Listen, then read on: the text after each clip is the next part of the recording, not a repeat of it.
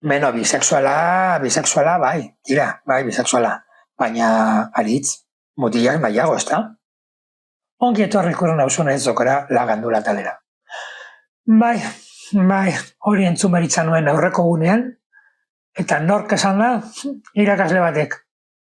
Hor da, eta hor badut nik alako galderatxo bat. Zergatik, mutilak nahiago? Alako belarritakoa jazten ditu dalako?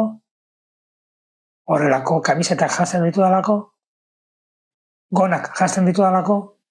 Atzazkalak margozten ditu dalako?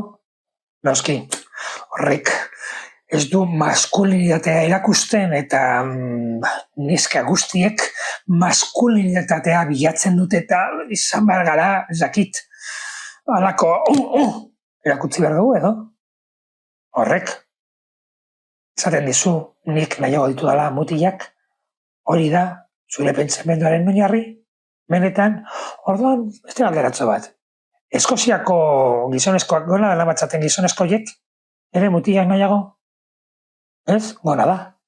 Horrek maskulinitatea erakusten aldu.